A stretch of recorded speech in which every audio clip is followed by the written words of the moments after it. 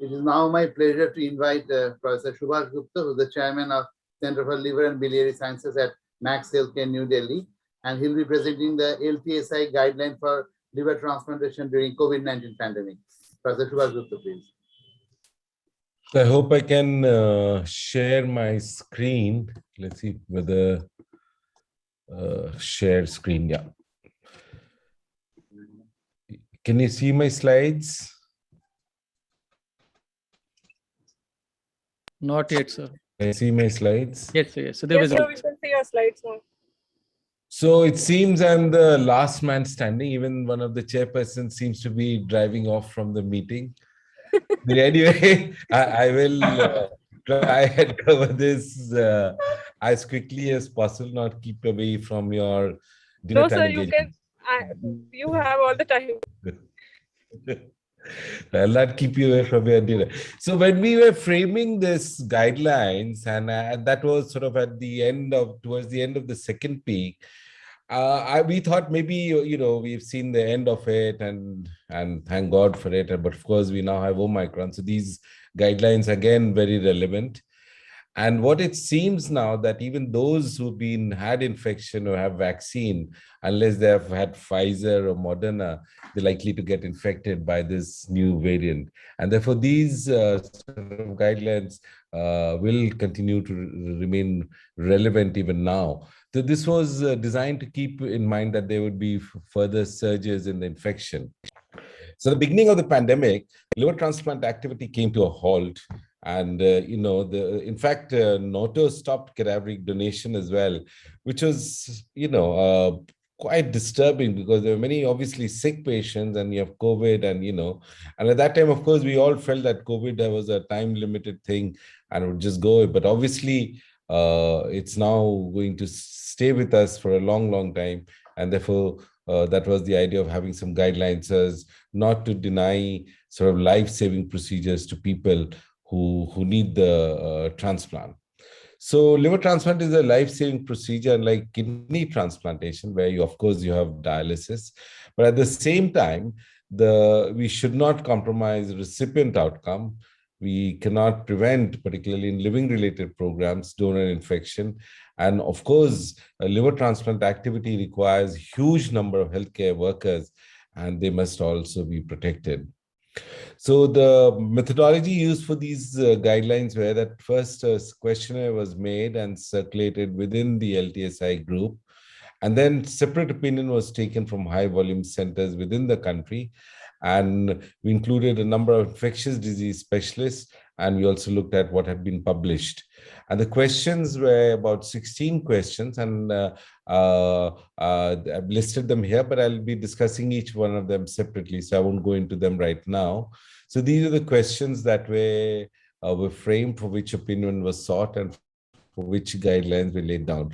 So as far as liver transplants were concerned, the indications were concerned that at the time of surge, reduced activity, very common sense thing, but very relevant. MEL score it was suggested in the guidelines to be used to prioritize in case of disease donor liver transplantation, and living donor transplantation mainly for ACLF, acute liver failure, and HCC.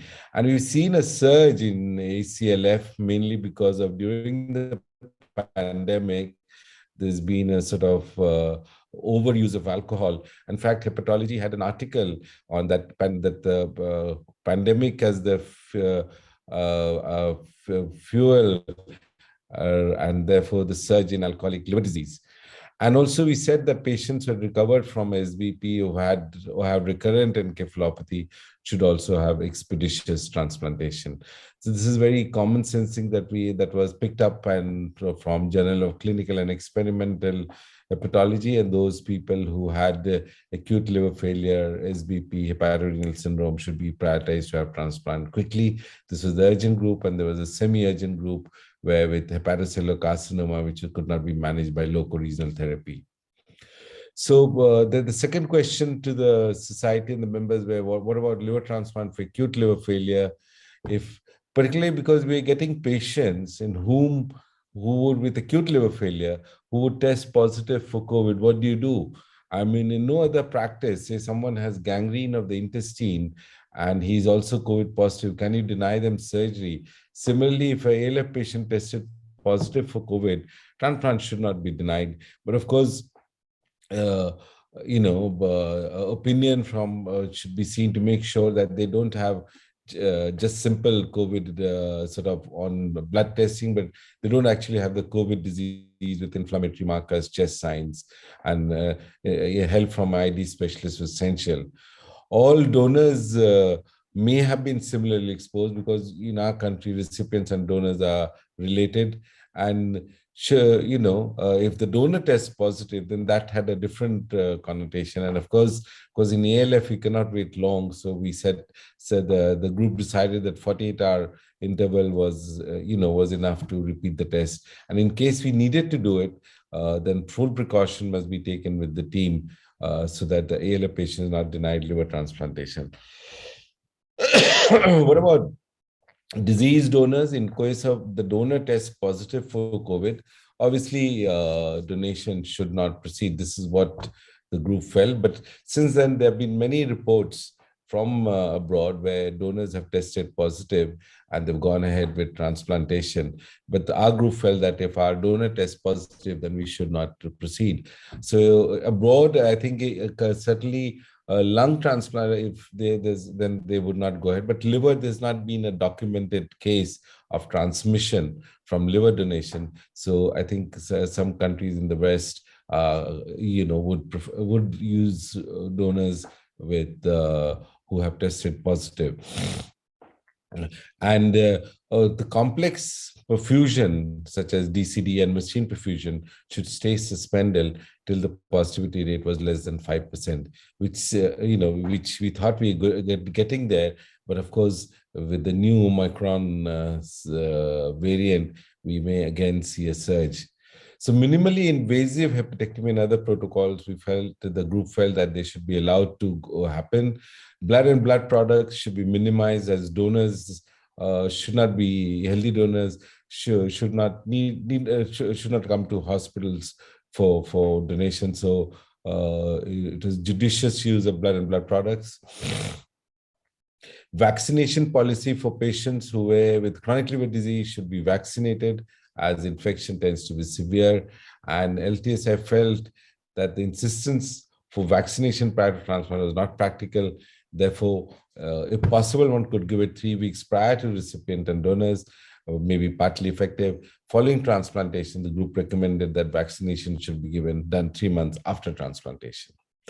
What about antibody testing in recipients and donors? The group, the LTSI felt that does not recommend testing for antibodies. Limited value, not indicative of immunity, and at best, if unvaccinated, may be a marker of previous infection. Post-transplant antibodies usually are not detectable even after vaccination. So then there was a question of when to test before the procedure. It was felt that it could not be like other surgery, that you could test it immediately before, because liver transplant requires arrangement of blood products and team, and the first 72 hours was acceptable. Isolation following testing, and some within the sort of clinicians in the group, so they were somewhere from hospitals which required 2 mandatory tests. And in those situations, the LTSI felt that local protocols should be respected. And if the recipient tested positive between 3 weeks and 3 months prior to proposed date of transplant, there was no need for a repeat test. This is a very important point, because at that time, what was happening was frequent tests were being asked to be done. But if they've been asymptomatic in the last 3 months after testing positive, then there was no need for repeat test. What about donors who tested positive? The group felt strongly that anyone who had had moderate to severe disease should not donate. Risk of pulmonary thromboembolism, lung fibrosis, and donors with asymptomatic to mild infection should not donate before 7 weeks. So this was the guideline, but also the group felt that in case of urgent situations, well, there is a recent ASA guideline that suggested that 4-week gap may be appropriate. Donor vaccination could happen 1 month after donation. What about donor and recipient testing post-surgery? Now, this was a very, again, a controversial point, sort of difficult practice, because we were having liver transplant so resource intensive that we often had health workers and doctors coming and saying they've been exposed. So we needed guidelines so that people not taking time off just for the purpose of suspected exposure. So donor and recipient testing post-surgery tests for 7 days if there was significant exposure, which was defined as without full mask, more than 15 minutes and less than 2 meters distance. If symptomatic, of course, they needed to be tested immediately. And the donors test positive, may be important not to create undue alarm, because these are healthy fit donors who usually will have a mild course, and they should be moved to a designated area.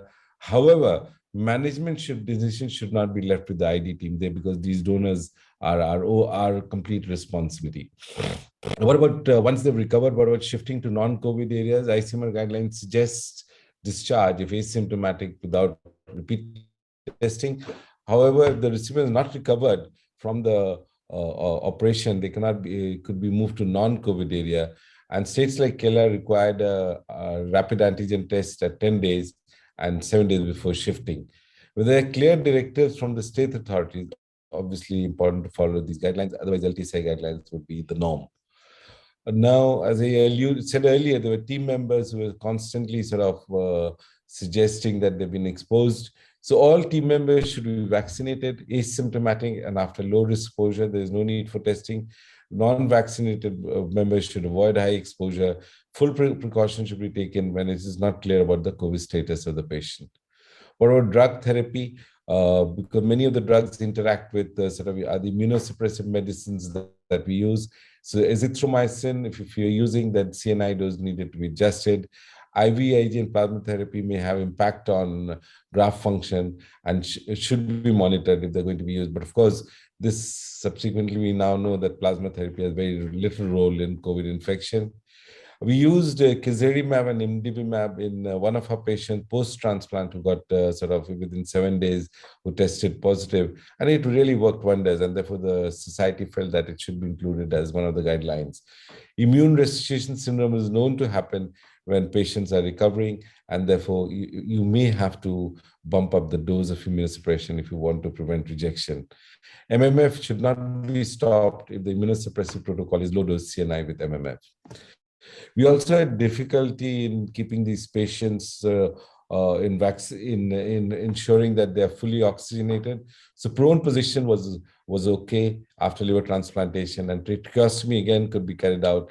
And these are difficult maneuvers, but even with liver transplant would not result in graft twist and outflow obstruction, and they should be carried out when indicated. What about donors who turn positive after donation? Vaccination should be encouraged in donors. And if they test positive fever and respiratory symptoms, thorough examination investigation should be done to rule out post-operative events. Abdominal contractions and pleural effusions may coexist and may be the cause of fever, and they should be managed. And the care of the donors must be jointly with the team and should not be left to the COVID team. The recipients who turn COVID positive after discharge, we must encourage all of them to get vaccinated. So now we know that none of the vaccines except Pfizer and Moderna prevent you from infection, but certainly they do prevent you from severe infection and must be encouraged to all transplant recipients. And if they need care, a member of ID team should be contacted, ensure that they're looked after.